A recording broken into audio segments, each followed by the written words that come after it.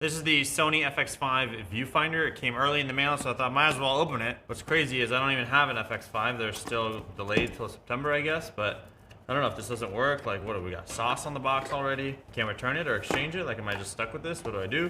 Well, we got the FX3 here just to hang out and be friends, I guess.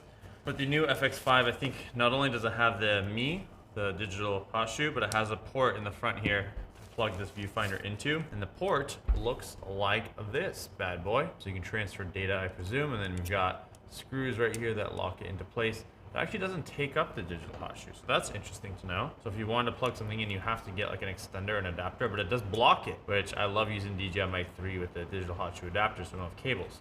You got a button right here, it says VF LCD. Maybe that's changing between viewfinder and LCD screen. Turns one on or off. You've got a little scroll wheel to change your prescription levels. The actual viewfinder, 2 screws in there. Can't even power this on or test it out, which sucks. But I would assume you don't want to lose this cover when you're not using it so you don't damage the ports on the inside. So this thing is not cheap. And now, if I had it, this port would be kind of farther at the front. I'd place it right here. And then now we would have the viewfinder kind of sitting on the FX5. But then it covers the digital hot shoe. So ideally we find a way to kind of like move this off to the side or something. Maybe over here with some kind of adapter and still be able to plug something in, have a top handle maybe even. One can dream. I guess could this go right here? No, but this is exactly where it would fit on the camera. I don't know, curious, will people actually use this? Will we actually use it?